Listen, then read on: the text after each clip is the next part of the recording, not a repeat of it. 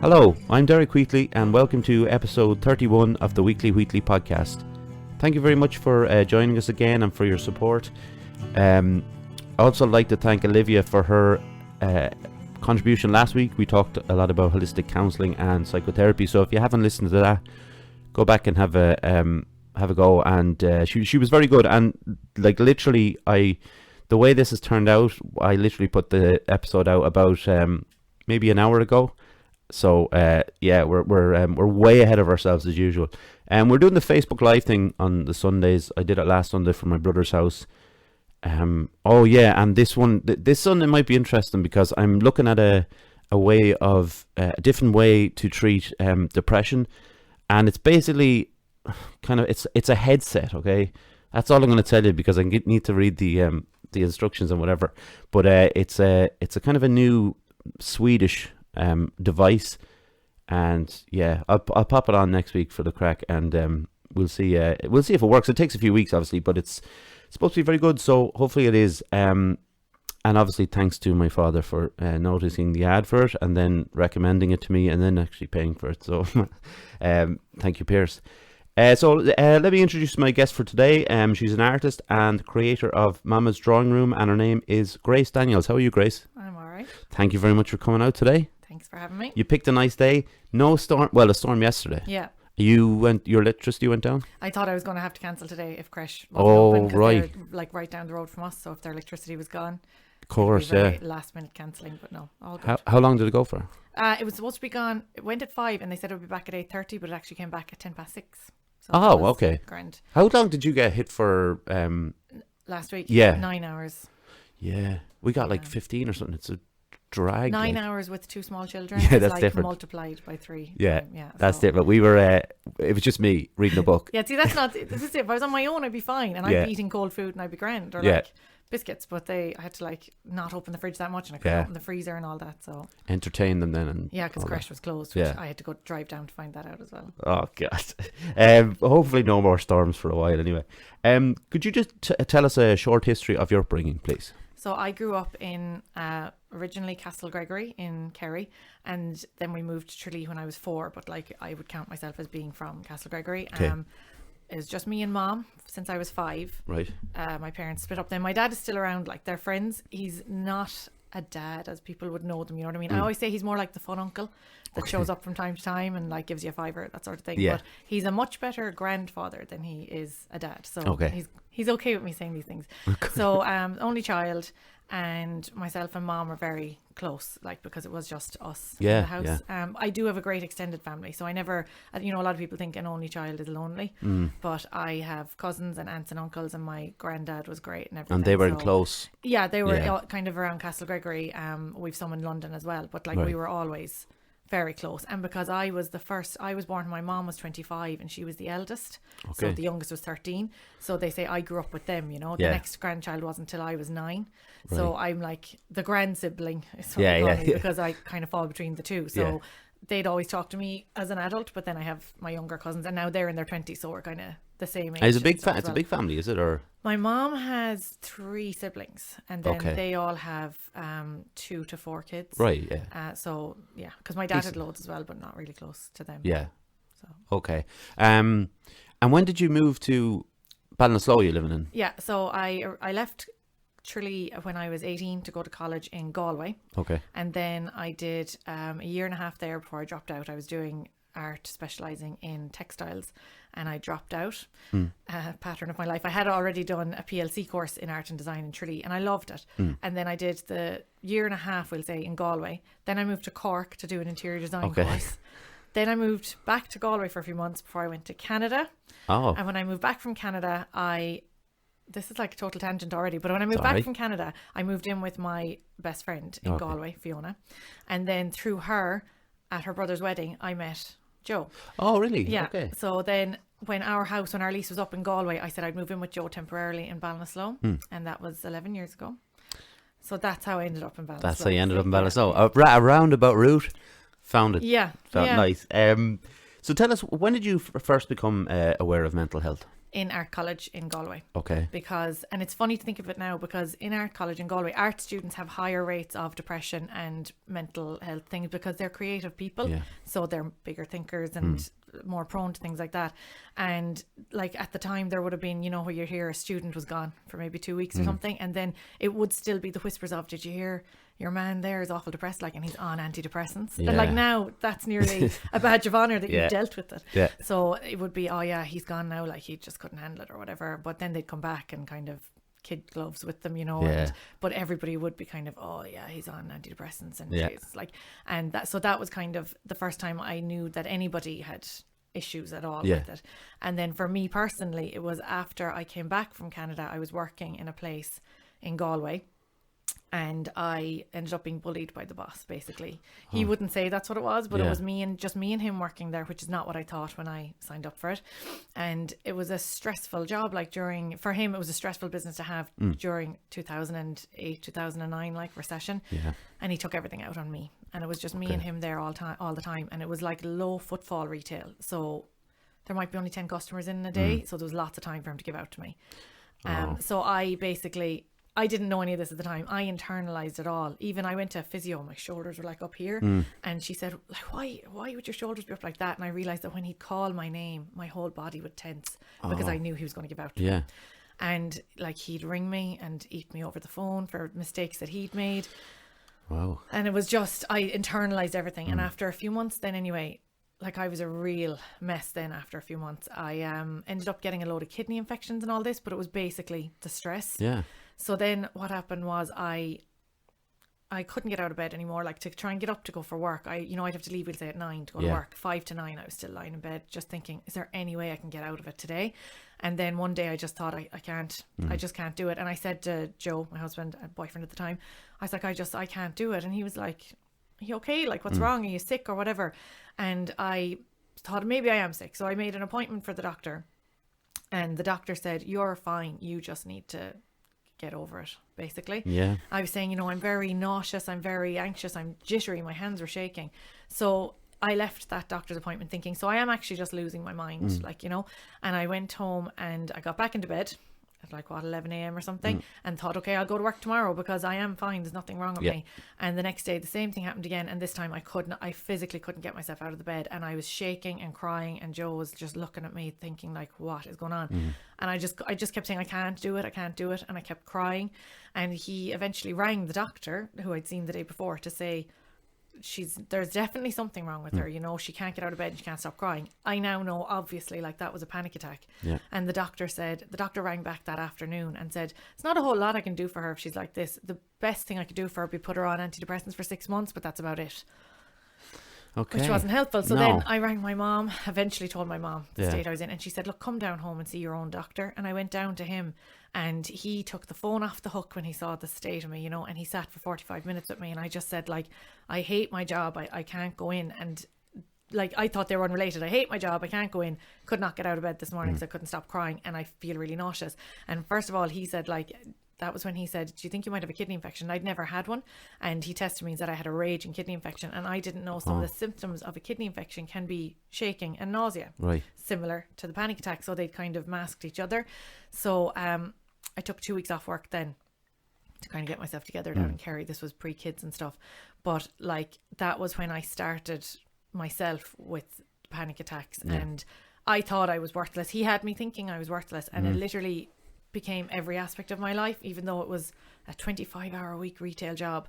I remember sitting there, it was New Year's and Christmas, and I was down home, and I just went into a total hole of, what's the point of anything? Like, if I'm this shit at a retail job, what am I good at? Or like, what is the point of me at all, And so that was Christmas, and I planned to stick it out for a while to try and get a different job, or to try and set up my own business. That was what I thought. I thought, I hate him so much, and I hate this so much, that I'm never working for anybody ever again, or at least not for a few years. So I was like, I have to do something myself. And I thought I would start doing cakes because I'd started baking and liked it and stuff.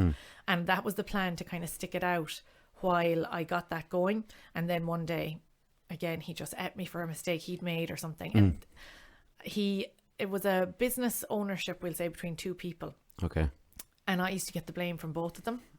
And he said to me, like, oh, it's not my fault, I take out my anger on you, like it's just the way I deal with my anger is to shout at people. And I was like, I just said to one day, I was like, I can't do this anymore. Like, you know, this isn't fair that I'm stuck between the two of you and you both just use me as the one to blame for everything. So I just quit that day on the spot.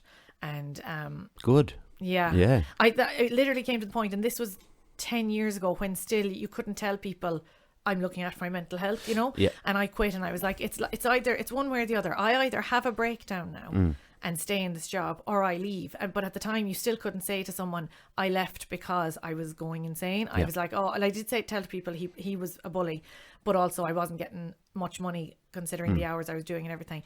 So I left, and I probably lay in bed for a couple of weeks to kind of... I don't think that, like, I think the job thing varies, obviously. Some people have a hell of a time in the job, but the boss, some people that the job doesn't suit them, whatever. But I don't think your reaction to those things were out of the ordinary. They were very normal things. Yeah. But it does show the importance of a good GP. That was it, because I went to that guy and I was telling him this, and I actually had something medically wrong with me at the time. So I had a very bad kidney infection, and he literally was looking at the clock, looking at his watch, and I had a note written down because I was so nervous going in because I didn't know what was wrong with me. And he was like, he literally patted me on the shoulder and said, "You're fine, you just need to calm down." Helpful. That's so annoying. I never went back to him again. It's but like you this is the thing that really kind of upsets me, because I've done it twice when I've been so nervous and I haven't been able to kind of match all the things together in my head. I've written them down in a notebook and I've taken them to the doctor. Now, my doctor is great. I was very lucky to get him where I was able to go in and kind of show him the notes, and he was the one who could pick them apart, because I was just incapable of it, you know. Exactly, yeah. So, yeah, but just for the people who don't know, I met Grace in Fusion, and she told me a story about the birth of her first child and what kind of came with it. So there's no point in me asking a question, just fire away. That sounds so strange that we met in CrossFit and I just told you the story of well, look, yeah, that does sound strange. But Martin was I don't just overshare. No, Grace didn't just come to me and start putting like all this on me. Martin was aware of it, and the podcast was coming up, or it was only the start of it? It was because I had listened to the podcast because Fiona taught me to. Oh, that's what it was. She's like, you'll really like it. But then I kind of thought, and I knew Martin kind of supported this and everything. So I thought, okay, Fusion is like a safe space. And I had won the 6-week transformation thing there. Oh, yeah. So on my last day of it, I was saying to Martin, he was like, I hope you enjoyed it and all this. And I said, because I knew that he was like a safe person. I was like, Martin, sure. It doesn't matter like how I did inside here. The point is I came and I stayed because I have huge issues with like anxiety, and I have PTSD after my first son's birth. So for me to come in here and stick this out and not run crying was huge. And that's when he was like, you should go talk to Derek. And you did, and you told me this story, so off you go. Time for a fun ride. So my first son Alex, he is 5 years 4 months. So I was pregnant with him 5 years ago, and at my 36-week appointment, you have a checkup appointment at 36 weeks. Like, I went into that appointment and I knew my feet were swollen. Like, there was no denying I couldn't close my laces or anything. But they checked my blood pressure, because these are the main things when you're having a baby, that they check the protein in your urine, your blood pressure, and any swelling, because they're markers for preeclampsia. So I went into that 36-week appointment, and she checked my blood pressure, and she was like, it's a bit high, I'll just check it again. And then she said, have you any swelling? And I was like, look. And she said, okay, we're just going to have to get this checked out. So I ended up being admitted at the 36-week appointment. So like, he obviously wasn't due for another month. And I was kept in originally overnight for observation. And then nothing was changing. There was markers. You have to have a particular number of protein in your urine to be a marker for it. So I had that. I had ridiculously bad swelling, and I had the high blood pressure. So they tried to treat the blood pressure and stuff with pills to see if they can get it down and let you out. And basically the next few days weren't so bad. I was just lying in hospital. Like, I didn't have any babies at home then yet. I was already finished up at work, and they were just trying to see, could they get me home for the few weeks in between? And then it would flip-flop all the time, but it was fine. It was stressful-ish, but like it was nothing compared to what was going to come. So I was okay.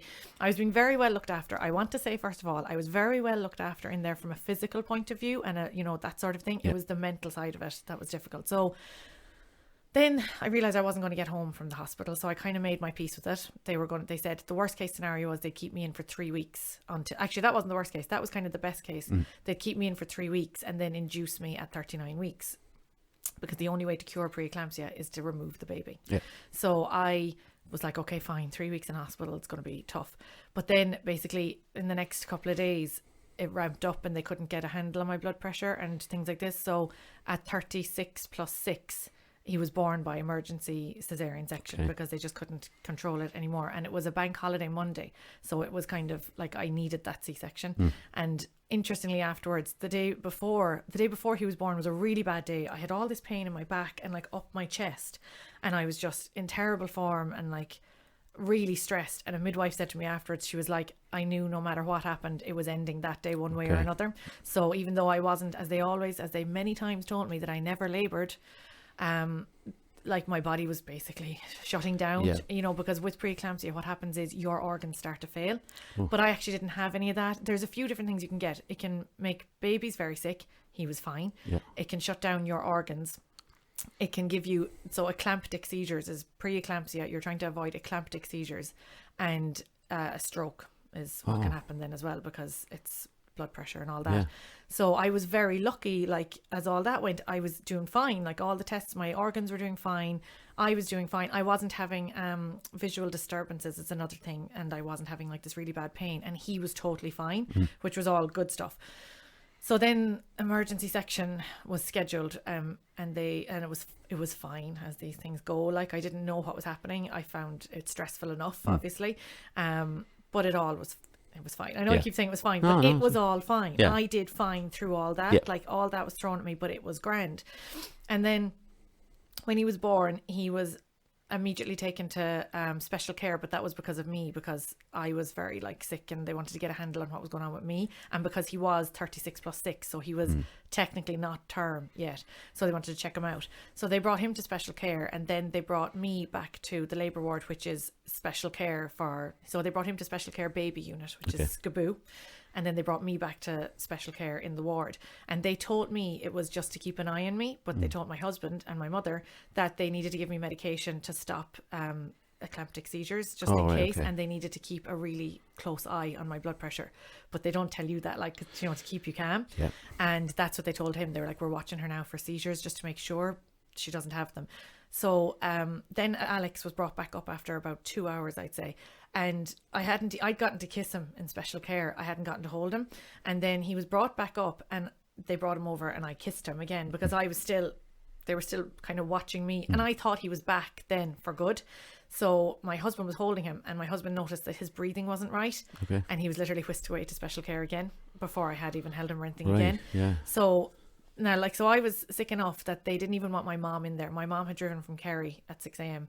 and they didn't even want her in there with me. That's like how much of an eye they wanted to keep on me. But I was pretty much fine in myself, because I knew preeclampsia ends when the baby's out, so that's it. We just have to get over this and it's fine. And so then they watched me overnight, literally 1 hour blood pressure check, so you get no sleep, and I'd had that a few days before as well. And then the next day they discharged me to normal hospital room. But I'd had a C-section, like I couldn't walk or anything, and I thought I was in a wheelchair going down, and I thought, how am I going to do this? I can't. But actually I now know the best thing to do after a section is to get moving. You do need to force yourself to just get moving and stuff. So I still hadn't seen Alex at this stage. Like I was having friends and stuff messaging me saying, oh, enjoy the cuddles and such a magical time.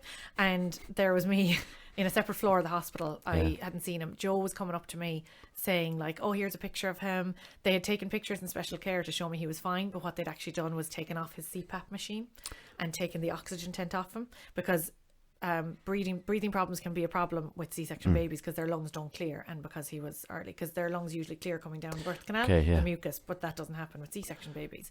So he was struggling a bit, but it wasn't out of the ordinary, you know. But they, to show the mom everything's fine, they took a picture with all his stuff off him, which I think is so sweet as well. It is quite sweet, it is. So then Joe was the main parent down in special care, and Joe came up, you know, and I had planned on breastfeeding because it's free and I'm lazy. They were literally my entire aims for it. So Joe, and I'd gone to a breastfeeding class literally the day before he was born. I had to get special permission to be allowed even to a different part of the hospital. So Joe came up then and he shows me a picture of him feeding him a bottle of formula.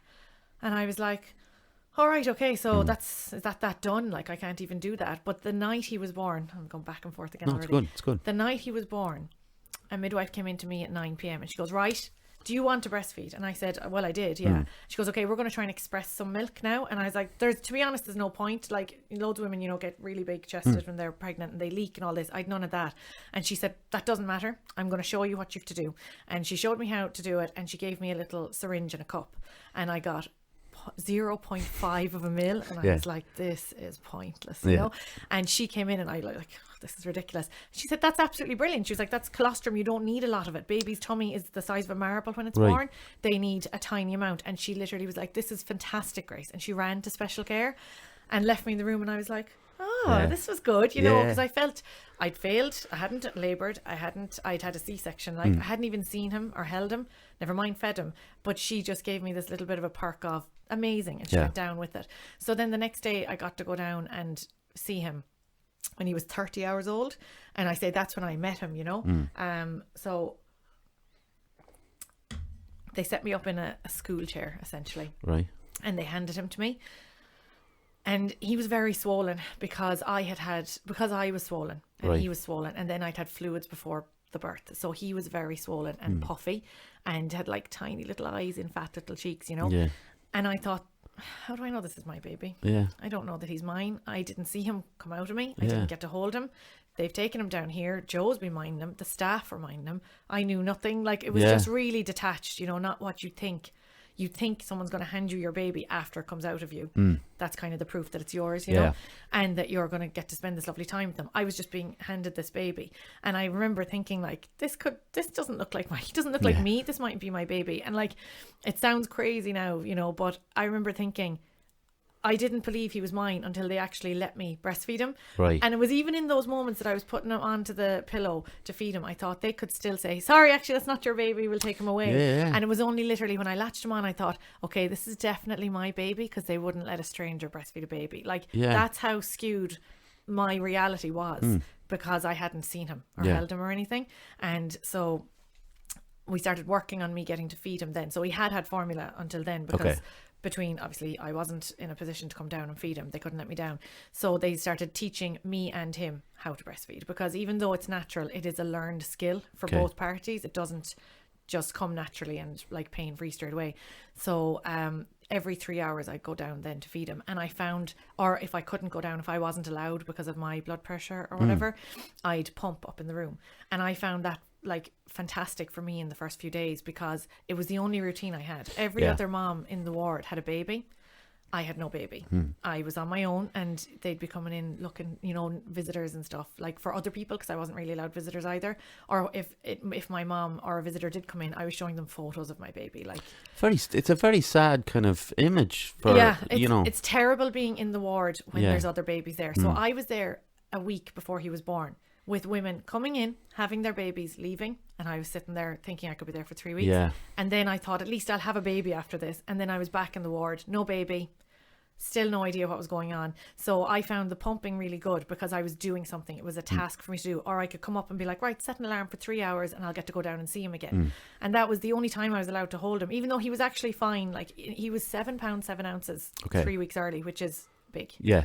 And he was like, there was babies a third of his size in incubators, so he was fine. But it was between blood sugars and then jaundice and everything, he was just kept in. Once you're in SCABU, you don't get out until you're perfectly healthy, whereas you might have a baby up on the ward who had a touch of those things as well. So that, I think, was where it started for me, that breastfeeding was something that I enjoyed, or that was good for me, because everything else was going wrong, but it was the one thing I was doing well. You were in control of that. Yeah, and it was just the one thing that my body was doing properly, you know. So then the staff in special care were teaching me how to feed him, which takes going as well, because babies will prefer a bottle often because it flows out easier. They have to work to get it from a boob, so they prefer a bottle. So I was going down and maybe trying to latch him, and like that in itself was just the strangest thing, because there was people that I knew from town, and they're like, how are you inside in special care? And like, I'm adjusting to like having my top down, bra open. This nurse is trying to like dock a baby, is what it felt like she was trying to do on like a space station. And I'm there going, how are you, to people? And even, I know I'm married to him, but it was just weird in that situation, like to be using a bit of you that you've never used like that, and getting used to it. And I came so close to saying, like, it's the typical, the bailout at CrossFit that I thought I was going to do, or like today coming to this, I came so close to saying, just give him a bottle, because I can't cope with the stress of this. And then So we'd try, he'd maybe latch on for a couple of minutes, but then we'd have to give him a bottle, and then I'd come back a few hours later and try the same thing again. And by that evening, which is quick for a baby, he had it. He got it. They actually said, they were like, he's a beautiful breastfeeding baby. And she said, sure, look, I said, is he? I had nothing to compare it to. And she goes, sure, look at that latch, like it's perfect. Okay. But I didn't, like, I didn't know. I was like, now I'm like, it was. It really was. So I was like, okay, all right, this is going well. So. And how were you at the time? How was your blood pressure? Was it still very high? That was the problem. It stayed high afterwards. And I now know that that's quite common. But at the time, and I don't know, I felt like a total medical anomaly. Some of the staff were like looking at me, you know, jeez, what are we going to do with you? What are we going to do with you is the phrase. I'm like, I'm not doing this deliberately. And you need to relax now. Relax. And no one has ever relaxed in the history of time from being told to relax. Immediately, like, just relax now, right? Just take a few deep breaths and relax, and we'll do it again. So there's the pressure. And so this is it. The first 2 days were fine. And like, people were asking me then, when are you getting out of hospital? And so after a C-section, you would usually get out 2 or 3 days. But I'm already in there like 10 days at this stage. So then day 1, day 2 were fine. Day 3 is where it really started to go wrong for me. So day 3, you're getting the housekeeping staff and the hearing test staff coming in going, are you going home today? No, not going home today. Are you going home tomorrow? I don't know. And so he was still in special care till 5 days, but this was me not being discharged. Because sometimes the mom would be sent home. So I was just sitting there like passing the days, people packing up their stuff and going and say goodbye with their new babies. And people asking me, when were we going to be home? Family asking, when were we going to be home? My dad drove up from Kerry to visit, was only allowed to see me for a few minutes, couldn't see Alex, had to see a photo, and then left to drive down again. It was really tough. And then day 3 is a huge hit of hormones and baby blues for women, because your hormones go off a cliff after you have a baby, and all the hormones change because of the breastfeeding and everything, but your hormones just drop off a cliff basically. And day 2 and 3 are renowned for it. Like, so day 3, I was getting a little bit antsy about, okay, what is happening now? Like, I kind of could do with an update of what's happening with me. Is this something I'm going to be dealing with long term? Am I gonna, because my blood pressure was going quite high sometimes, and I thought I was going to have a stroke. This is what I thought, but nobody was really explaining to me what it meant. So then day 3 as well was a good day for breastfeeding, because in the special care unit when I was feeding him, a midwife said to me, and like, this is the thing, you get the luck of the draw with information. And not a midwife, it was a nurse in special care. She said, today I want you to feed him how you feed him at home. So you either breastfeed him or you top him up with formula, whichever you're going to do at home. So I was like, okay. So I sat down to feed him, and he fed on one side for 1 hour.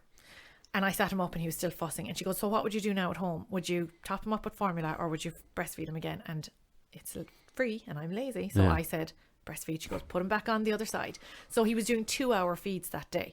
So a small baby will feed for very long times in the first few days and weeks, because they're establishing your supply. It's supply and demand. So they tell your body, we need the milk now, because it's colostrum for the first few days.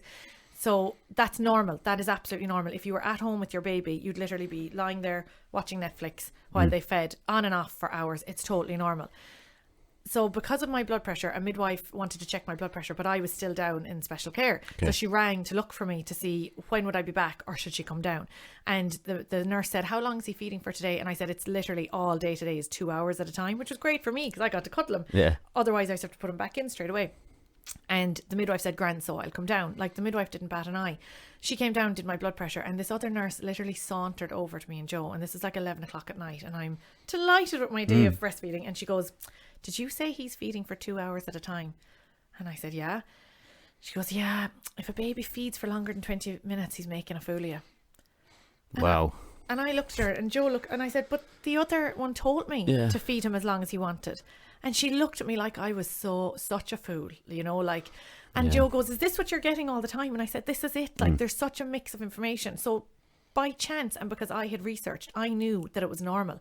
But if I hadn't listened to her and had whipped him off, what would have happened then is that would have told my body, oh, he's done. He doesn't need anymore. Don't make anymore. So that was how that day went. And it was just like, I don't know what's going on. So I went to bed, and at 10 p.m. every night, they would check my blood pressure.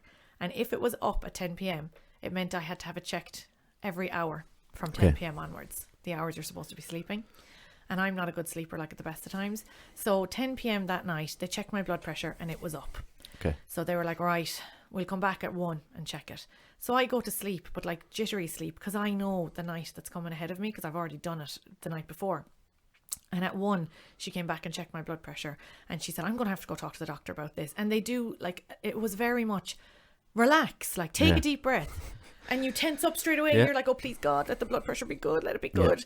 So she went off and she came back and she goes, take these. I'll have to come back and check it in an hour again because it's so high. And it was just all said in this sort of, it was your fault. And like, it was a medical condition. Like I couldn't control it. And she said, try and get some sleep. I'll be back in an hour. So I lay down, and I was actually on my own in the room at this stage. All the other moms were gone. And I lay down and I closed my eyes and I was like, Grace, calm yourself now. Like, this is your fault. You're doing this. And after a couple of minutes, I thought, okay, this is not going to work. If I stay here, I'm going to have a panic attack and it's not going to be good for anyone. So I got up to go get help, because this is what they tell you to do in the world. If there's something wrong mentally or whatever, you go get help. And I thought, this is like a safe place. This is a hospital, a maternity ward. And I went out into the hall and I met the same staff member, and she said, what are you doing out of bed?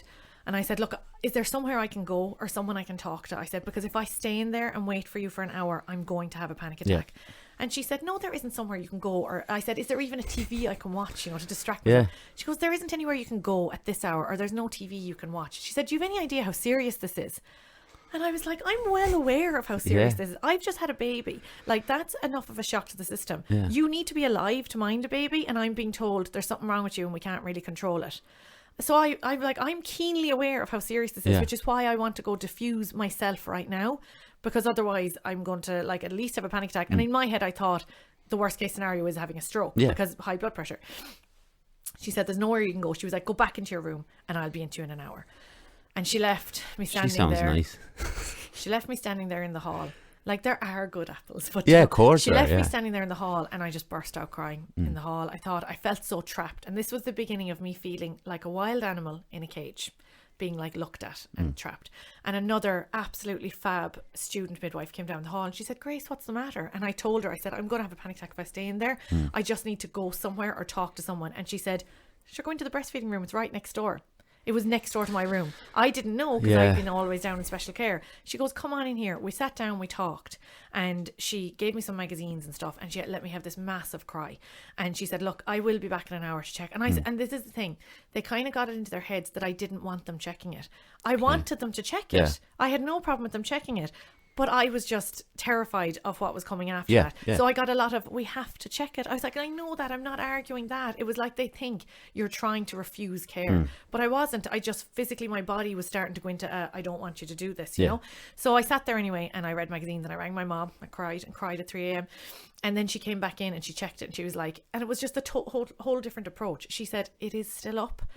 So I'm going to have to talk to the doctor. Instead of just going, it's still up, I have to go talk to the doctor. Like a teacher angry with you, So that night anyway, I said to Mom, will you please come up tomorrow, because I just can't. She'd already been up and gone home, and she came back up, and I said, will you please come up, because I just can't do this. And the funny thing is, my dad, I know I said he's not the greatest dad. Mom was talking to him the next day, and he said he woke at 3 a.m. worried about me and thought, I don't like this, poor Grace. And he drove up as well, like totally did he? Randomly, So that was where it started to go wrong that night.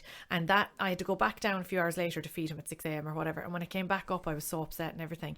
I asked to talk to a doctor or something, just to explain to me what was going on. And so a doctor came in, and he was like, and he's a medic, it was called. See, I don't know what any of these things mean, but he was a medic. And he came in, and he was like, got a kind of a brief rundown of the whole thing.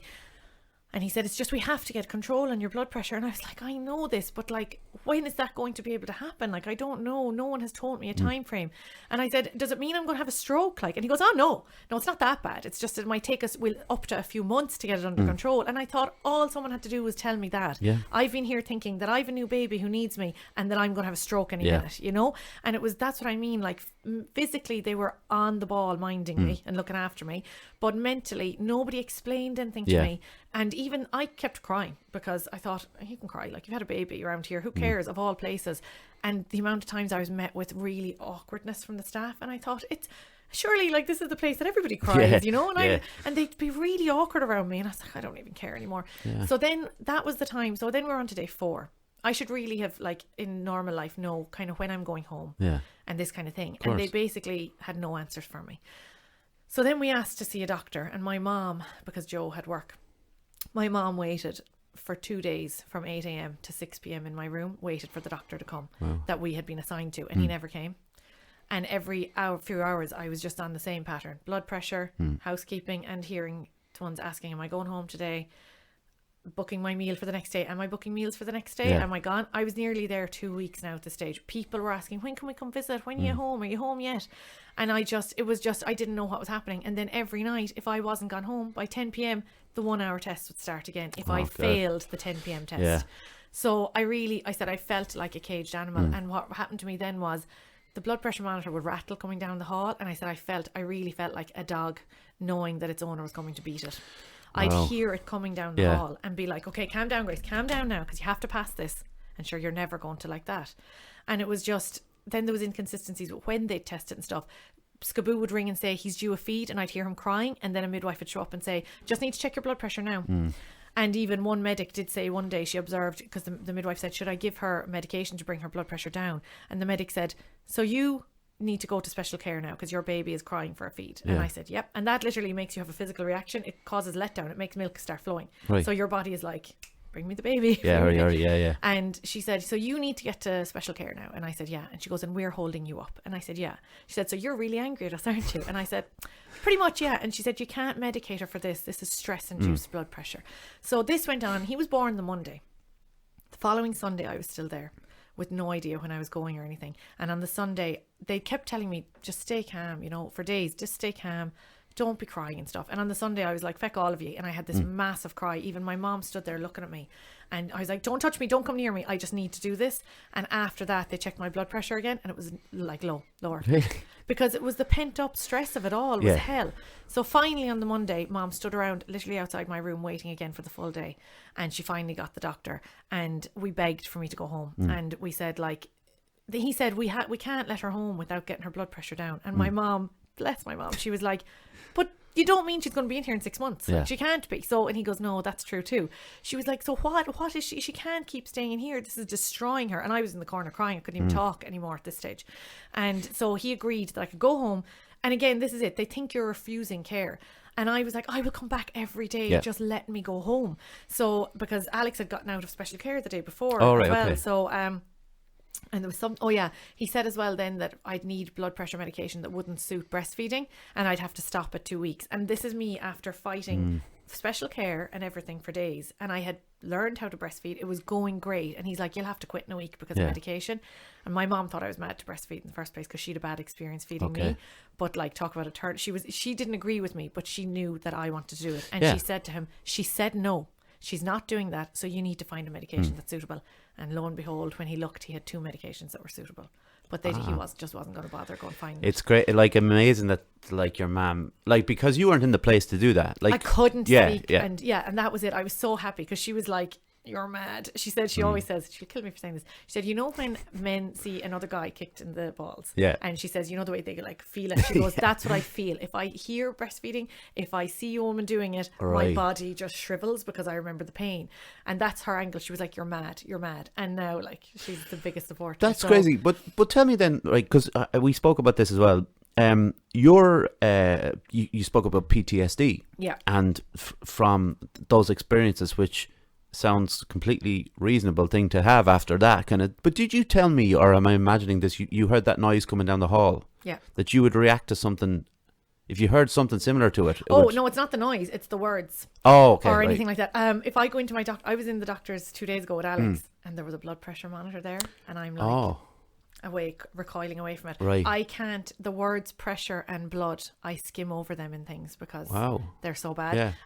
Recently I went to a spa for treatment, and they have to do the temperature check. And I thought at the time I thought I must tell Derek this now. She said, we'll just do a temperature check afterwards, okay? And my brain in seconds, it's so stupid, went, a temperature check? What if she wants to do a blood pressure check? I can't do that. I'm just going to leave the spa. My brain is just so set now to panic. And even my own doctor, after I had Dominic, all this obviously came up again when I was pregnant with him, but after I had him, she wouldn't check my blood pressure or anything when I'd go in, and she's like, I'm just not going to do it to you. And that, because it's that bad, if I see the monitor or if someone mentions it or if I think someone might check it. So it's not the noise again. But if it's on TV, I can't watch. If someone's talking about blood pressure on TV, Operation Transformation, they'll say their blood pressure is, and they'll start quoting numbers, and I mute it because I just Wow, that's my mom, bless her, my mom had to have a blood pressure monitor last year, and hers kept going up and up when they were doing it. And she was like, give me the 2-week one because I can't sit here and do this. And she said she's so traumatized because when I was allowed out, I had to have it checked every few hours, and she had to do it, and it was actually fine. It ended up like going down at a normal rate with the medication, and then without it. Once I got out, it dropped a load of marks because I was less stressed, but she was the one that had to do it, and she's traumatized by the monitor. Like, we're going to go into a bit actually when you get home with Alex. We'll get the ad in for Martin, because he's not the best patients in the world. Fusion Training Centre, Monksland, Athlone. A place to train in Brazilian Jiu-Jitsu, kickboxing, martial arts and CrossFit. A great atmosphere with experienced coaches and a real sense of community. If you want to join the team, find us on Facebook at Fusion Training Centre or drop in for a chat. Fusion Training Centre, train like a warrior. 2 in a row, Grace. That's 2 in a row I got right. I'm delighted with myself. It does sound like train like a warrior as well. Yeah, it does. I can't not say it. Like, I think it's the 10 years in Dublin that did that to me. So tell us a bit then about when you got Alex home, because you spoke to me about this, and it's a lot to do with sleep problems that you were having at the time. Yeah. So how did that affect you?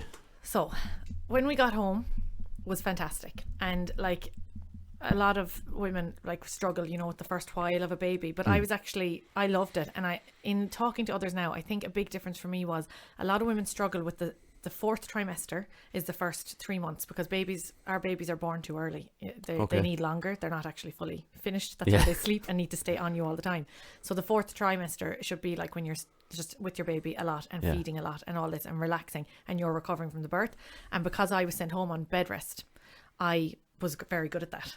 I had to sit around, so it was fine. But a lot of women struggle because they have to clean the house, they want to get back to doing things, and so there's a lot of expectation and everything. But I was fine with all that. For the first few months he slept not badly, but like not badly for a new baby. They wake all the time, they feed every 2 hours sort of thing, so it was fine. And then when their sleep kind of starts to regulate at 12, 14, 16 weeks, his never did. Okay. And I remember it started like 5 months, because I went back to work self-employed, and I was like, he's just not sleeping, he just wakes crying all the time. But everyone will tell you it's normal, and some babies can take a bit longer, but so like I was actually doing great, because I was delighted that all that was behind me, having him. I loved the whole small baby thing. I really like small baby stage. It's a nice stage for me. Everything was good. We'd had a good time. And then around 6 months, I didn't think his sleep was very normal. He was a very difficult baby to settle for naps and stuff. You have those babies who fall asleep on play mats and stuff.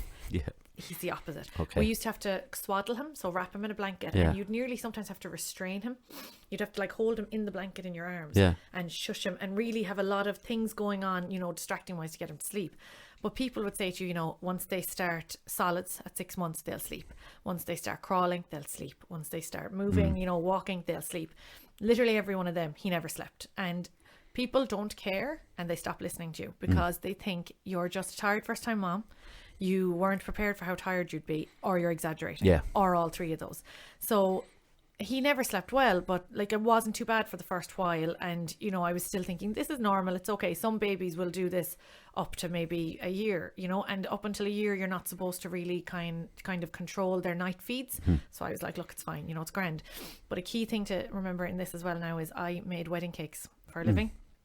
So they were booked in a summer ahead. Okay, so when he was 4 months old, I was taking bookings for the next year, when he'd be like 12 months to 18 months. And I was like, sure, things will be grand by then, he'll be fine by then. And I took a load of bookings thinking everything would be back to normal. So by 12 months anyway, I don't really remember much in terms of the sleep then, because it's all a blur. But I remember at his 12-month checkup, I said to the doctor and the public health nurse, they said, oh, how's he sleeping all night in his own bed? I said, no, he doesn't sleep very well, and he wakes a lot, and he wakes upset when he wakes. That was always the thing with Alex. He woke screaming from every nap, and like at night it was just a series of consecutive naps. He didn't sleep a long time at all. Always he'd wake, the max he would have slept would be 3 hours in a row. Then when it got worse, he was waking every 30 to 90 minutes all night. So I remember saying to them at that appointment, his sleep is terrible. Like, I think it's worse than it should be, and he's always upset. And they said to me, and is he still breastfed? And I said, yeah. and does he sleep in the bed with you? And I said, yeah. And they literally looked at each other like, that'll be the reason now. And I thought, I knew enough at this stage. I thought, that's bull. Like, that's not the blame of it. But everybody's favorite thing to say was, he's still in the bed with you. Oh, because they want you to have them out in the cot. Like, which is normal in certain cultures. It is normal in like a lot of our cultures, but from a biologically normal point of view, it's perfectly normal for small animals to sleep with their older animals, you know? Yeah. So, and I slept in my mom's bed when I was little, so to me it was normal. And they both said, you need to put him in a room on his own, in his cot, and leave him to cry when he wakes up. And I thought, okay. I was like, yeah, okay. And I left and thought, yeah, that's not happening. Well, that sounds like just throwing something out there. How easy is that going to be for you? Like, just to leave him cry there? Yeah, like, how easy is that going to be for anyone? But the thing is, like, that I learned afterwards from other people and my other baby, these people are talking about a baby that's like just waking and tossing and turning, and they think that you're going in and scooping him up to rescue him and waking him. Right. Yes. So the world and its mother, the dogs in the street, gave me their opinions on his sleep. And I remember one mom at a mum and baby group I was at, and she was like, but when he wakes, would you not just go back in and pat him back to sleep? And I was looking at her thinking, there is no patting him back to sleep when he is screaming his head off at you, you know? And that's it. Nobody was really, when I said he wakes upset, I wasn't being clear enough for them to understand that he is waking screaming, blood curdling screams, and he is hysterical, and we have to like comfort him back to sleep and calm him. We're not like shushing him back to sleep, you know? So, and we used to do a thing like where you'd have to sit with him if you if you weren't in the bed with him, or wherever he was, even if you were in the bed with him, he'd have to hold your hand and he'd keep pulsing your hand like that. Right. And it was because he had to make sure you were there. He just couldn't sleep by himself. Yeah. And he had to make sure you're there. And we didn't know at the time why that was or anything like that. So his sleep kept getting worse and worse. Well, it didn't keep getting worse and worse, but for his age, it stayed bad. So it was getting worse and worse by age, you know? Yeah. And everybody blamed me. That was what I accepted. I had all the cakes booked in. So at this stage now, talk about burning the candle at both ends. I had all these cakes booked in. I had all this terrible sleep at night. We were going to bed. He'd go to bed at maybe 9 or 10. But like, why would I go to sleep? Because he's going to wake again in half an hour to 2 hours. And then all night that would go on. Some nights I was out driving at 3 a.m. with him, like just to try and get him to sleep a bit, and nothing. And I was trying to think about an example of this as well then. So you'd fall asleep, but not into a deep sleep. And then he'd wake screaming. He always woke screaming. And it's the equivalent, the sensation of waking to that all the time overnight was like, imagine if you woke now tonight and you heard glass breaking downstairs and the way your body would respond, and think of doing that every 1 to 2 hours for like 2 years. That's the way it was. So I started, like, I'd panic going into the night at all, you know, because you're like, how is this going to go tonight? Like, so then it was really bad. What made it really bad between 12 and 18 months, because I had so much work to do, and most other cake makers with kids work when the kids sleep. Yeah. I couldn't. Like, I'd get maybe a couple of hours before he was screaming, and like Joe wouldn't be able to comfort him, and you'd have to sub in because you couldn't let one parent stay with the screaming for so long, you know? And I was just really, really tired, a real mess. But I got through it. I did all the work. It was really, really tough. And then, you know, the way what happens is, you know, if you're working really hard or something, and then you stop and you get sick, your body gets a cold then, because it was kind of waiting till you had time. So I was aiming for the 1st of October, because I had, or like around the 1st of October, a friend's wedding was on, and I was doing her wedding cake and a wedding cake just before it. So like the level of work I was doing, I had Alex all the time with me. I still hadn't put him in creche. I think, you know, I thought I shouldn't put him in creche. Why should I? I should be minding him, but I totally renege on that now, and creche is the best place in the world. That's fair enough, yeah. So I had him with me all the time. I literally delivered him to be minded for the night somewhere, delivered a wedding cake to Galway, delivered her wedding cake and set it up, and then was at the wedding. Like, this was the level of my life was at. Everything was just, I can do this, I can keep going, I can power through. And that weekend was like this big blowout, like going to be, oh my God, I've survived it, I've done it, it's all going to be fine now. Surely he'll start to sleep, because all these random, he'll start to sleep when XYZ happens. And that weekend, everything just hit me. I think my body just went off a cliff, because it was like, everything you've been bottling up for so long, you don't have work now, so you don't have to worry about it. But, and then while he was being minded that weekend, we were like, finally a break, finally someone else can see, because I say nobody believed us, but it's very difficult for people to believe us because they weren't there. They weren't there overnight to see. It was only me and Joe. So I think I understand why they thought we were exaggerating a lot of aspects of it. But we went back to collect him, and we were told it was all our fault. We'd made a rod for our own backs that he slept like this, and we had to fix it. And I got a lot of comments from, as I said, like people in every area of my life commented and blamed me. So that's people in my family, people in my friends, people in my acquaintances, medical professionals, like everyone. Randomers I met at baby groups were blaming me for still breastfeeding, and it's the still bunny ears breastfeeding that gets me, because the World Health Organization recommends that children should be breastfed until 2 years, like obviously exclusively to 6 months, and then alongside food and a good diet they should be breastfed till 2 years for their immune system and everything. But even though I was only still breastfeeding him at 18 months, everybody was blaming me for it. Everyone. And like when medical professionals are blaming me, that's a problem. So I thought it was all my fault. I accepted that it was my fault, just like that job you see years ago. It was all my fault. It was my fault he didn't sleep. It was my fault that I was so tired, that he was so tired. It was my fault that people were getting really angry at me about it, and everything was just my fault. And everybody, well, a lot of people had opinions that I should stop feeding him because that was what was ridiculous, you know. So again, I hit a wall. And like the time that I left and went down to Kerry, I woke up one day and I had a wedding cake to deliver. And the problem was as well, you see, because he slept so badly, the days dragged, like, and then I later discovered the reason for all this, but we've got an update. It's the virus protection. It's all right. He, because he was so chronically tired, he struggled during the day. Right, he was chronically exhausted, but he looked fine. He was heavy. He was gaining weight fine, but he was very clingy baby. More bunny ears. He was a clingy baby, and people, again, that was my fault. Your you see, fault, my fault. So he was a very clingy child. He wouldn't go off and explore. He'd always be whinging back at me, you know, always, and it was all my fault. And so the days dragged. So we'd get up at 9 o'clock late because we'd been awake every 1 or 2 hours, and then all day was him whinging at me because constantly, like if we went anywhere, he just whinged at me. He didn't want to play, and that just beat me down completely. And like you start to resent him.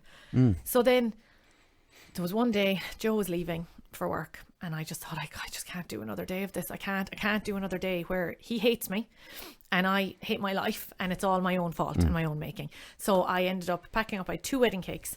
And this is more of it. Even my way to get out was difficult. I had to go deliver 2 wedding cakes with Alex in the car.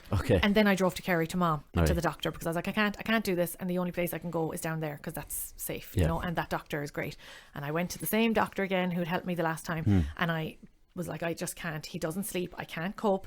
Everything is my fault. Everybody hates me and I can't do anything. And I literally can't sleep, can't do anything at this stage. And he prescribed me like 2 weeks of and I think it was an antidepressant, I think, just to get me over this, because I didn't feel I needed it long term, but at the time I did. And he was great. I showed him all the breastfeeding safe drugs. There is a drug sheet, a fact sheet you can get. And he, you know, a lot of women come up with GPs who won't look at that and won't respect it and will tell you can't have them, you have to stop breastfeeding, which is a terrible idea. If you need antidepressants, you can't just do the hormone drop and the life drop, and because of ditching breastfeeding, because like it's a great parenting tool. If you have to abandon it, you're going to have a whole host of other problems as well as the hormone issues and everything, but you can have them on it. And so he gave me that. I stayed down home with Mom just to get a break from everything and to get back up from her. But like I remember one day down with her there, and he was crying and just crying and crying, and he would not stop crying. And because I was safe with my mom, I remember it so clearly. I was in the kitchen and I was like, he hates me. I was bawling, crying, and Mom was upset because it's her baby. She goes, he doesn't hate you. But I was holding him and he was just hysterical. And I was like, what other explanation is there except that he hates me, like, you know? And it was just terrible that you're there like with your 18-month-old that you adore, but you think he hates me. I don't really like him so much anymore after all this, and I'm the cause of all of it, you know? So then I went back up home again eventually, and like basically life kind of went back to normal. I did point out to people that like the breastfeeding wasn't up for discussion, that I didn't think it had anything to do with it, and I thought it was comforting him and everything, and I kept going with it. But I did decide then, under the kind of general societal pressure and everyone, to night wean him when he was 22 months. So you still breastfeed him during the day but not at night. I did he sleep? Of course he didn't sleep because it wasn't anything to do with it, like, you know. But he was nearly 2 at that stage, so it was just a developmental thing that he could cope a little bit better. So then the following year went on the same way. He slept terribly. Nobody cared. I brought it up at GP appointments. I brought it up at public health nurse checks, and I was pretty much always told, that is the breastfeeding though, really, like, and he should be in his own bed. And basically, if you're not willing to address them, there's nothing we can do to help you, you know. And then he was 2.5 when Dominic was born. Can I ask you, actually, sorry to kind of butt in, but after all of this with Alex and the difficulties, and obviously it was nobody's fault, any of it, did you ever think, oh, I'm just going to have one child, you know? No, I would have loved 3. I just always wanted 3. I don't know why. It's not anything to do with me being an only child. I would be perfectly happy with an only child, but I just wanted 3. I don't know. I wanted, like, I don't know. It's just, so that was not enough. It wasn't a big deal for you in the sense that wasn't going to put you off. No, and you see, the thing is, I thought, you see, and this is a skewed thing as well, but sure, everything's skewed. I thought, and the thing with preeclampsia is it doesn't always happen again. It doesn't always happen again. So I thought, if I have another, it might undo all that for me and fix me. Yeah. So I thought, if I can do, there was no guarantee I'd have to have a C-section. There was no guarantee I'd have preeclampsia. None of that. And I was in my head, like, these stupid things that you think and keep to yourself. I was like, if I could get through another pregnancy and then have a natural birth and not have preeclampsia, I will undo all that crap and it will make, it'll fix it all for me. So that was my aim with the second one. Right. So then I kind of, and as I always say, Joe is old. Joe is 40. So he's 5 years older than me, you see. So I was like, Joe's old. So if I'm having kids, we want to get it done sooner. And then I thought, then I did bring it forward because I wanted the do-over. Right. I always knew I wanted another kid, so I might as well go ahead and do it. And because Alex's sleep was so bad, if I had gotten to the point where he slept, I was never going back. So I thought, might as well have a baby that I'll be up with when I'm already going to be up with the other one. If we'd gotten to 4 and Alex had slept, you would never get me to go back. And I thought, that's a crap reason to not have siblings or more kids, you know. So so then anyway, Dominic was born. So just the sleep issues, we'll say. Dominic was born. Dominic slept like a log. Good. All the way through. And that proved to me it wasn't my fault. Yeah. And he was breastfed and he slept fine and he didn't wake up screaming in terror. And I thought I knew they were wrong. I feckin' knew it, like, you know. So then I decided, okay, that's it. We have to fix Alex because there is something wrong with him. I brought him to the GP. They said he was fine. Nothing wrong with him. On Facebook, the great Facebook, I asked on a group. It was a gentle parenting sleep help group. And I said, like, I kind of said everything that was wrong with him. He was gone worse then. That he was waking the 30 to 90 minutes. And you could see a direct correlation between his behaviour during the day and the lack of sleep. And he got chicken pox then was what it was when Dominic was a few months old. And he was just, I actually caught one of his sleep kind of crying fits in daylight because it was he was off kilter because of the chicken pox, and I have the recording of him at night then as well and everything. And I think you showed me the recording. So I caught that during the day, which was good. So you could see he's there banging his head and he's like saying no and crying, and there's no talking to him. So I thought, no, this is it. I have to do something. Like, I have all this kind of stuff now. And I asked on this Facebook group, any ideas what this could be? And a couple of people said, would it be his tonsils? Because my son had bad problems with his tonsils and he couldn't breathe at night and it was causing him problems, and it causes behavioural issues. And I said, his tonsils, he's never had any issues, like, it seems fine. And they said, well, I'd just do it to get it checked, you know. So I went to the GP and said, right, I want a referral for an ear, nose and throat consultant. And the GP said, like, well, his ears look fine to me. And I said, well, I don't care, I want it anyway. And brought him. In the middle of that as well, he had a soother at night, and one night my mom said that she noticed, because he'd sleep in her bed as well sometimes, that when his soother was out, he'd stopped breathing. And she was like, I do think there is something, you know, wrong there. So I brought him to this ear, nose and throat consultant days after a doctor had said his ears were fine, and within 20 minutes he had diagnosed him with, he has a deviated septum. He had enlarged adenoids with a low-grade infection. Adenoids are related to your tonsils. They're at, like, below your nose, sinus passages. That's about the only biology I do know. Yeah. He had glue ear in both ears, which is where fluid stays in your ears after an infection. 8 out of 10 children have that at some point. So how that never occurred to anybody as a suggestion. So he had glue ear in both ears. So he'd obviously had an ear infection at some stage, but it hadn't registered like as a bad one. And he had sleep apnea because of because of the adenoids and the deviated septum. And we've later found out he had allergic rhinitis. So he had a deviated septum, allergic rhinitis inside his deviated septum, enlarged infected adenoids, glue ear, and then sleep apnea. I'd like to see us try to sleep under those conditions. Yeah, but the best thing to do with him would have been to put him in a cot on his own in a room and let him cry. Yeah, that would have sorted it all out. So he said, is his hearing affected? How's his speech? And I said, I think it's fine, really. And he said, I want you to have a hearing test now for him, because I'd be really surprised if his hearing isn't affected. So his hearing and speech should have been affected by the glue ear, but it wasn't. But it wasn't, which is fantastic. So he said, we literally came out of that. I said to him then that, like, he was still breastfed, I don't know, came up somewhere in it, and he said the chances are the breastfeeding overnight would have really helped him, because the swallowing would have cleared his ears, All right.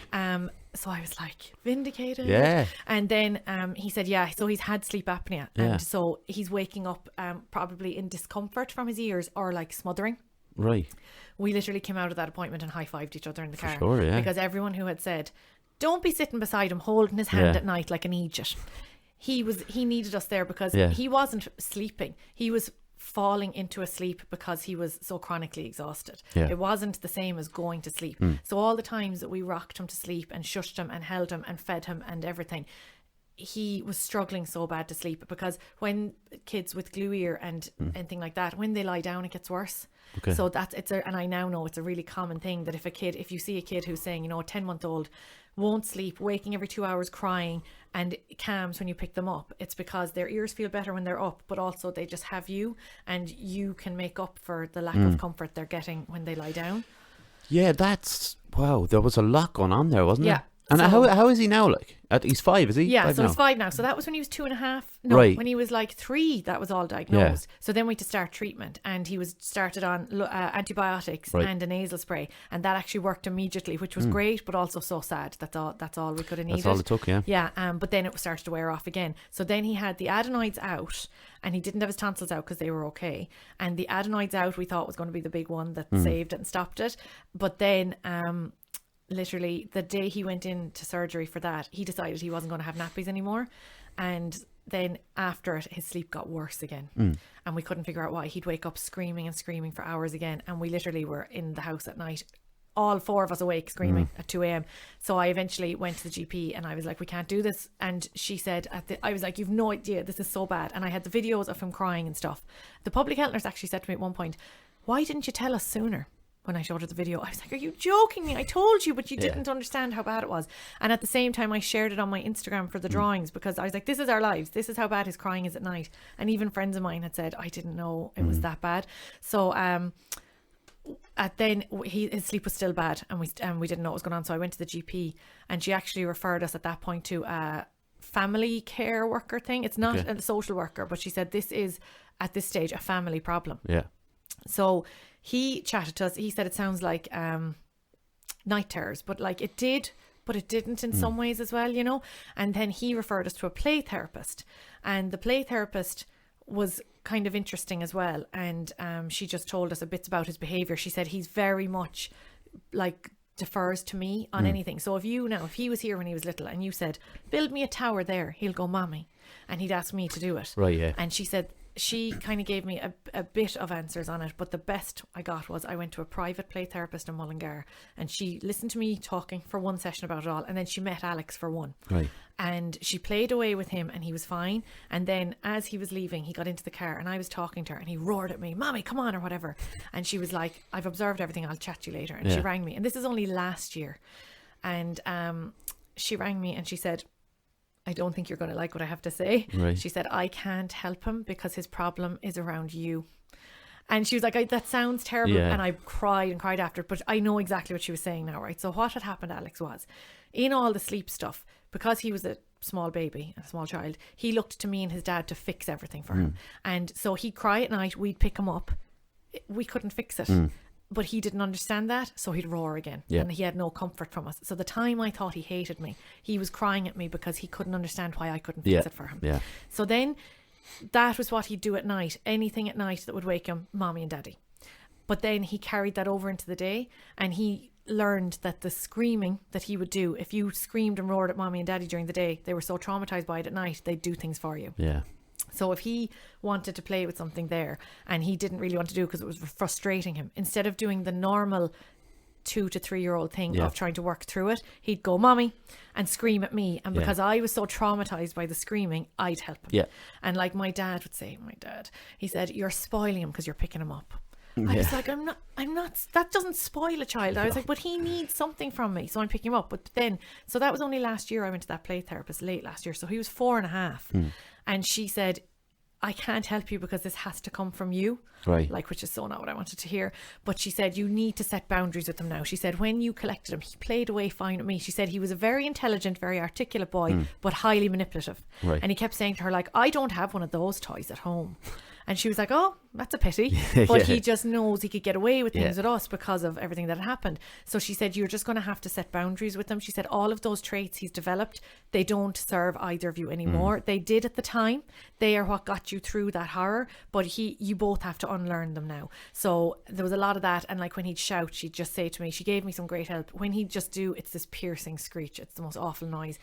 And you'd do anything to stop it, you see. She'd say, I'd have to say to him, Alex, we don't shout at each other. We don't scream at each other. And the family worker as well said that. He said, tell him, you can go sit over there now, because I was at the end of my tether completely. And he said, if you need a break from that, it's fine.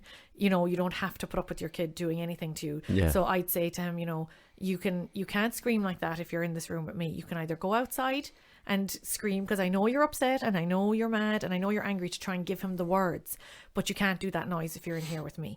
And so that's what we do now. Like he'll know I'm like, one more scream and you're going into your room, and he'll sulk off into his own room and then come out a few minutes later. But at least he's... Yeah. So now he sleeps great for us. Okay.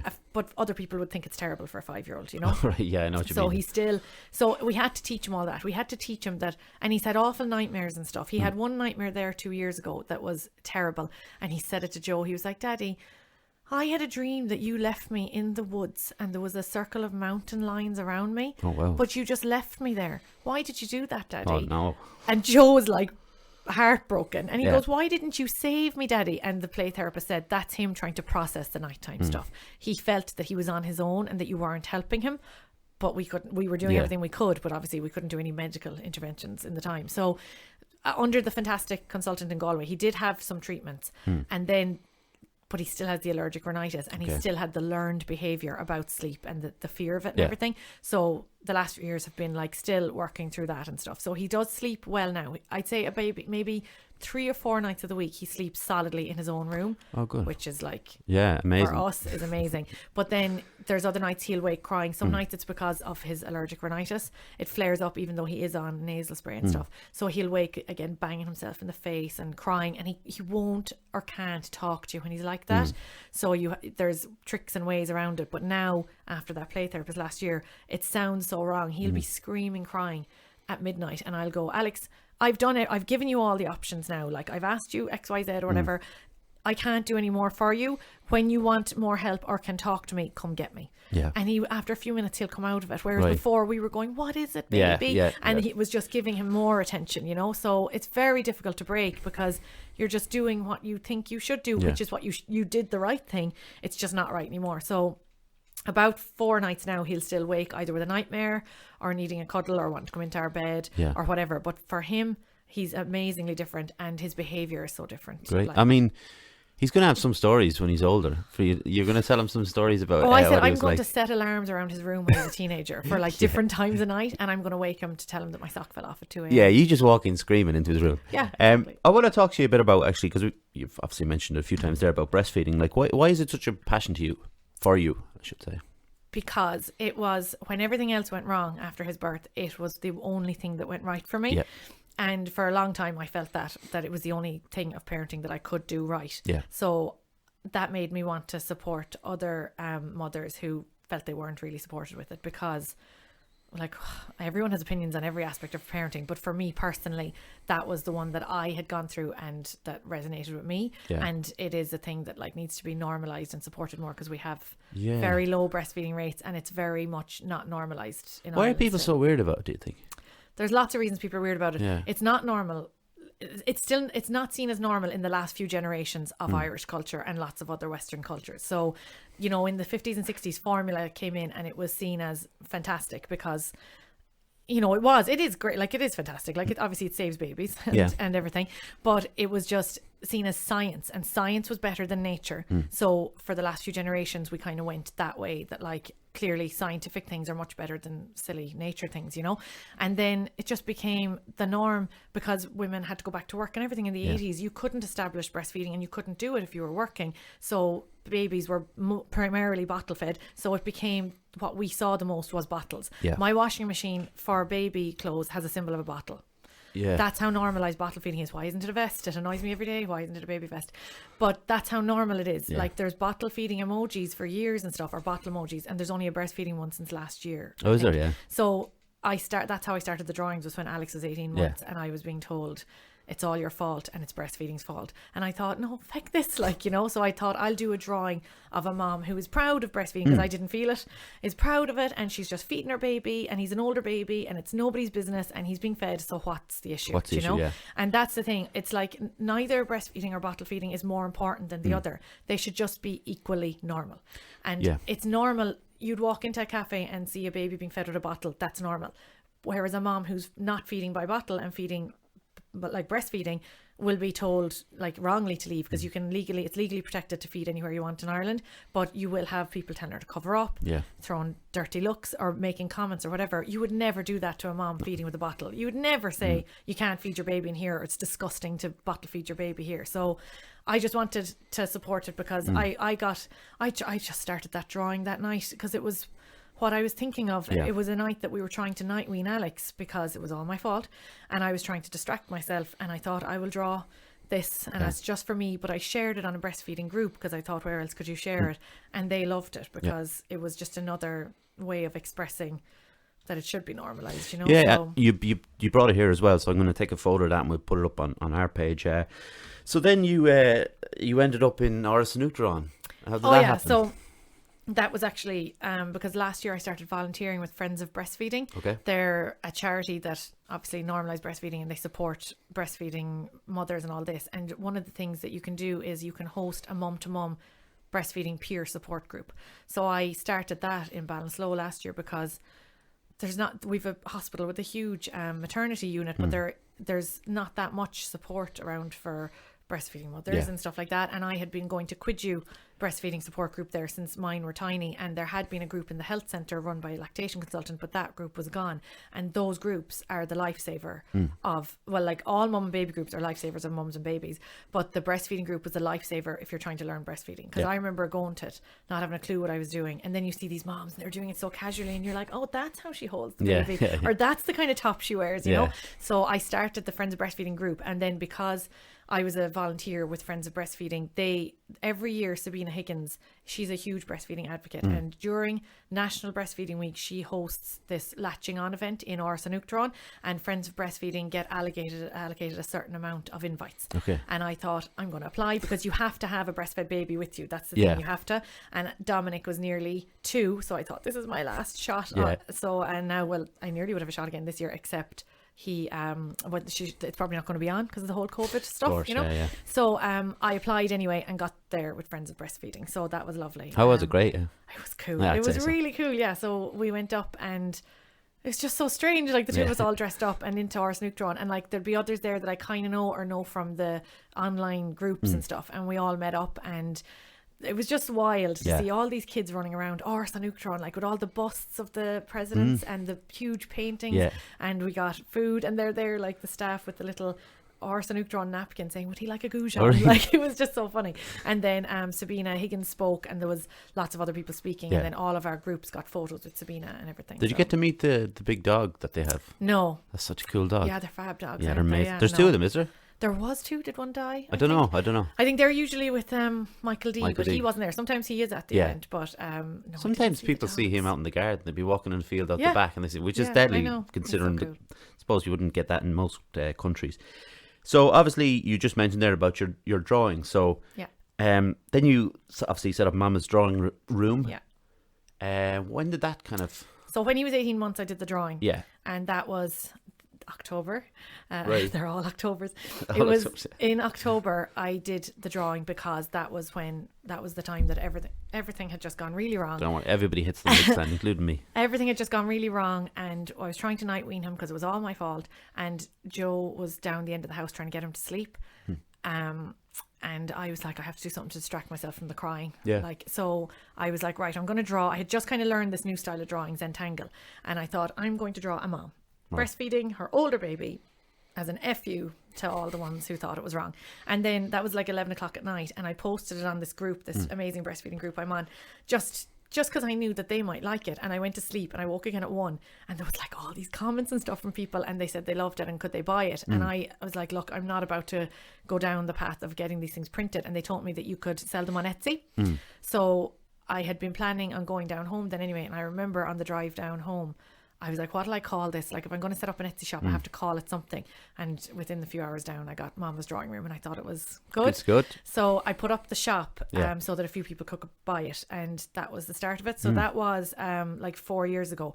But then, like, it's not a business, you know, even up to now, it's just kind of trying to get it going. Yeah. It was the odd sale here and there. Well, it's something you enjoy doing. That's the point that was of it. it. Like, it was because a load of women wanted to buy it for tattoos and to frame and to give as gifts, which is so lovely because like the whole point was that I felt so isolated and unsupported. And now, like, just today I was writing a card that someone had ordered it through my Etsy shop to send to someone else, and she was like, well done on everything you've achieved this year since the baby was born. And it's just so lovely that it's used lovely, for that then. So something you struggled with, you can turn into a positive, you know. So that was how it got started. And then on Instagram, like, it does kind of well on Instagram because there is it's a niche thing. Hashtag breastfeeding art, you know, and all the normalizing breastfeeding. But it's not just breastfeeding though.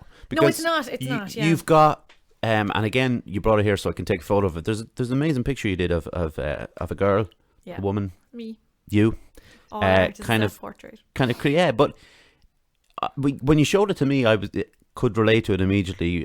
Regards to anxiety, and it like, I'll describe it poorly, so I probably shouldn't describe it. I'll just take the photo and put it up. But it's just the worries outside of the person. Yeah. Lines coming out and words of the things that are upsetting them or making them anxious and stuff. But it creates, like, it's a perfect representation of anxiety for me. I feel like that means so much. Well, the words might change. Yeah, I know but what you mean. It's the same, you know, the same. The image overall. Yeah, just the chaos. She's just trapped, literally trapped within her thoughts.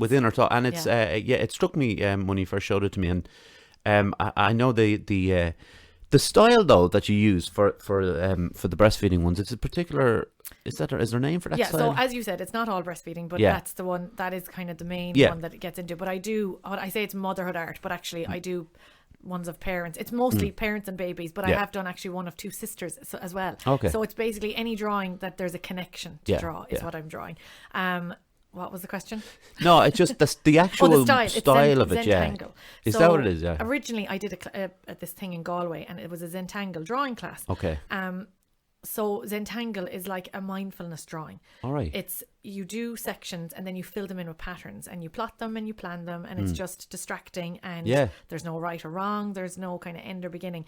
And that night we done a fish, and it was different to what I do now. Like it was this pen drawing and you filled it in, and then I just started applying it myself at home. So I call it like as well Zen Doodle, because it's not strictly Zentangle. But Zentangle is mostly just a drawing done divided into segments with different patterns inside it. So you've just adapted it to kind of what you want to do. Like, it would usually, you'd get like mandalas of them, you know, the circular pattern things, or, you know, random shapes or things like that. So I've just kind of put it into portraits sort of It's a very striking style, like, you know. It's distinctive. Cool.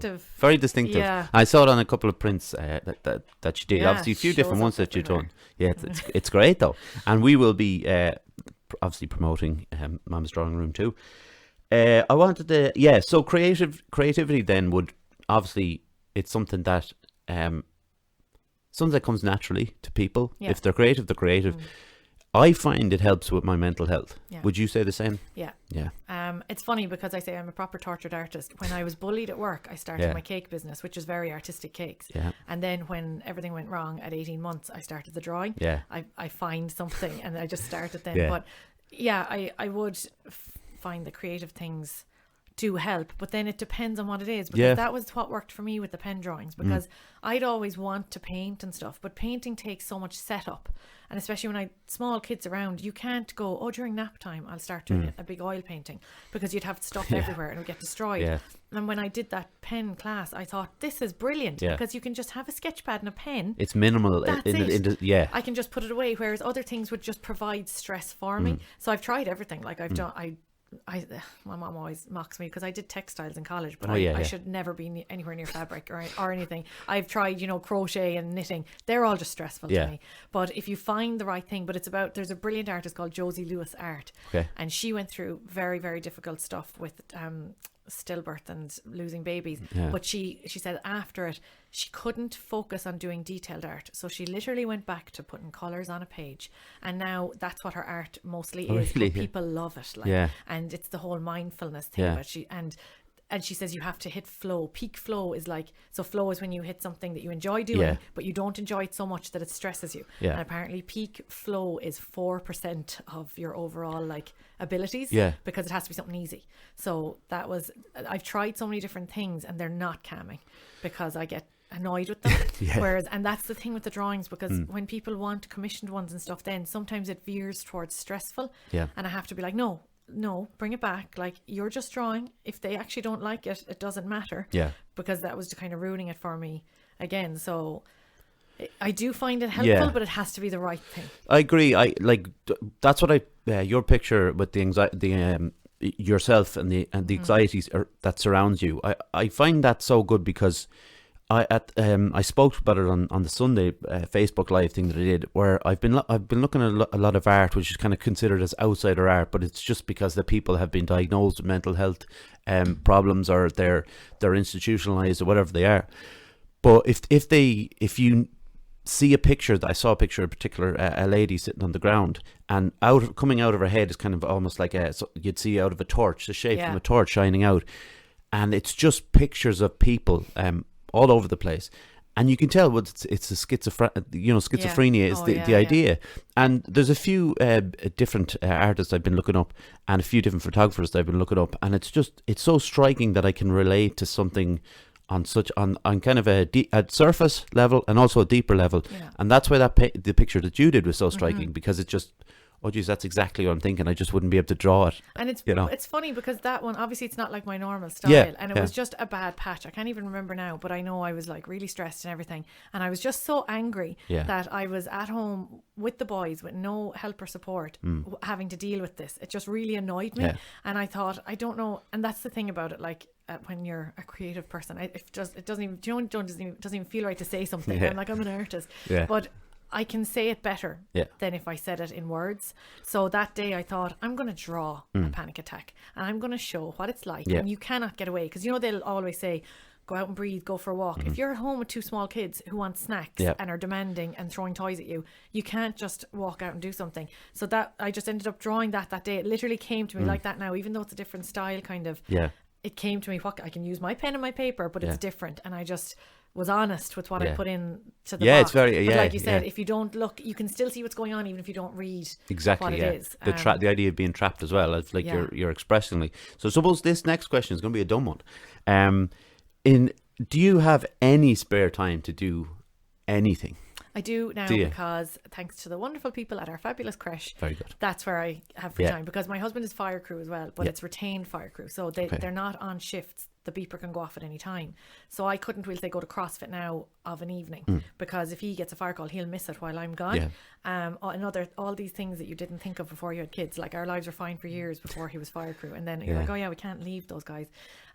So while the boys are at creche, and now my older one is starting school as well, so the things I do in my free time are CrossFit, and I can't even, my friends are mocking me because they can't even believe that I go to it now, I wouldn't have gone if it wasn't for Fiona telling me about it, and if then I won the 6-week transformation, and I so nearly bailed at the door. My husband said he thought there was a high chance I was going to leave and come home and not go, but it's just amazing.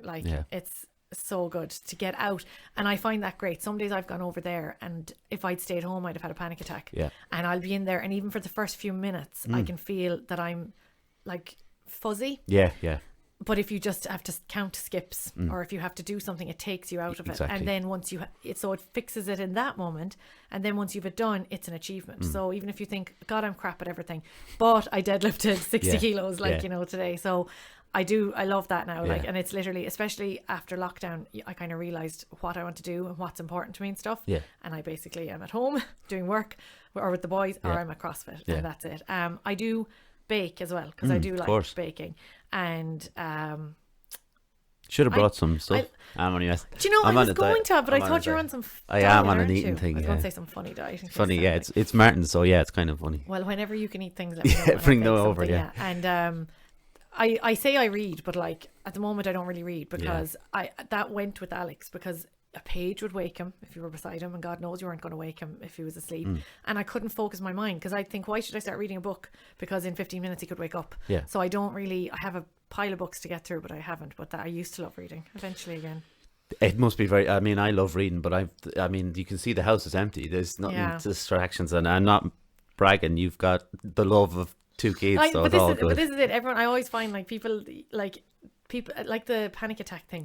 That was shared all over Facebook, and so many women loved it because they're scared to say it.